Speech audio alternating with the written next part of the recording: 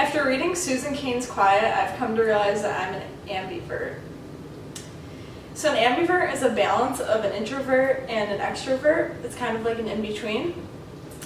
An extrovert, according to the book on page 4, loves the spotlight, is very comfortable being in the center of attention, they favor quick decisions, can put themselves out there, and they love socialization. Whereas an introvert, according to the introduction of the book on page 10, focuses more on the meaning of events going on around them.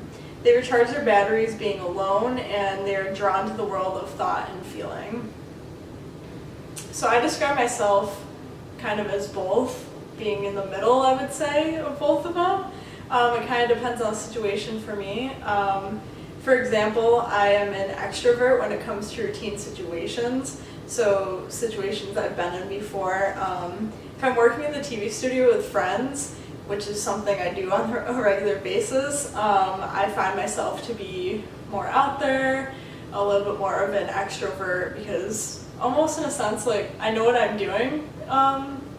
But if it's a new situation, however, say like if I went to the music studio to learn about how to record a song or something like that, I would be an introvert. I wouldn't say much, but I'd focus on the situation more than, being out there.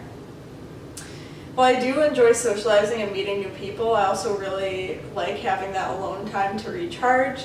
I find myself having to take that balance between the two mediums of being an introvert and an extrovert. So therefore I give myself the title of an ambivert. I think it's a good balance, which kind of leads me into my next point of my concentration communications, film and new media, will often have the requirement of me doing more than one project at a time. By these big projects, I mean, currently I'm working on 3 films that have to be done by the end of November. I have to be an extrovert in this situation. I need to make quick, effective decisions on certain things such as lines and scripts and camera angles.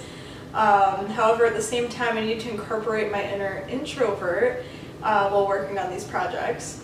I need to work on these projects alone and have time to recharge for the next time I film or edit. And I need to, in a sense, throw myself into these projects without any distractions. I find that being an ambivert impacts my concentration in a positive way. I'm able to have that good balance and stay organized while getting what I need to get done. So if you know me well, you know that it has been my dream for years to work at NBC.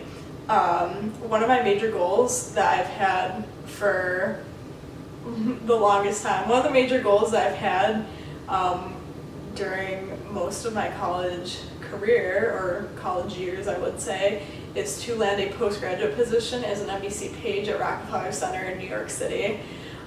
Being an ambivert in this situation follows the similar model to the positives I had described when it came to being an ambivert within my major's concentration.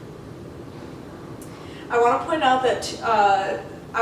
out 2 of the requirements that are needed to become an NBC page. I must have enthusiasm for trying new things and taking risks, and enthusiasm for learning and development, both personal and professional. When it comes to taking risks, that's where my extroverted self can kind of come out and really thrive. When it comes to learning and development, however, my introverted self can take the opportunity to really focus on myself and the company as a whole, really, and find effective ways in which I can develop and succeed.